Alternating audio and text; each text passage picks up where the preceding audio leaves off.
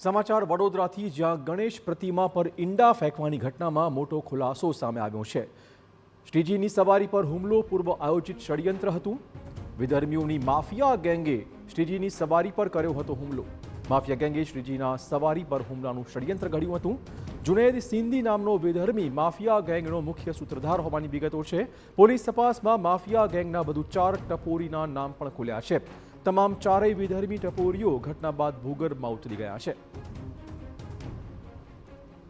જુનેદ સિંધી છે એ પોતે માફિયા ગેંગનો પોતે લીડર પોતાને બતાવે છે અને આ અન્ય આરોપીઓ છે એની સાથે ગેંગ ચલાવે છે અને એ આ ટપોરી જેવા લુખા તત્વો છે એમના દ્વારા જ આ કૃત્ય કરેલો હોવાનું અત્યાર સુધીનું પોલીસની તપાસમાં ખુલ્યું છે। જે એ લોકો રાત્રે ત્યાં બેસી રહેતા હોય છે અને એમાંથી જે ટપોરી તત્વ છે એને એવો વિચાર આવ્યો કે આપણે આ રીતના કૃત્ય કરીએ અને એમાંથી જ આ આખું કૃત્ય થયેલાનું સામે આવેલું છે। તાત્કાલિક પૂર્વ નિયોજિત થયેલું હોય એવું માનવામાં કારણ છે, કારણ કે એ બધા સાથે જ ત્યાં હતા અને અમે આખું ગુનાનું રિકન્સ્ટ્રક્શન કર્યું છે જેના આધારે પૂર્વ નિયોજિત છે, પરંતુ કોઈ બીજા કોઈ આ રીતના આપે જે કીધું એ પ્રમાણે કોઈ સંગઠનનો હાથ હોય એવું ધ્યાન પર નથી આવ્યું।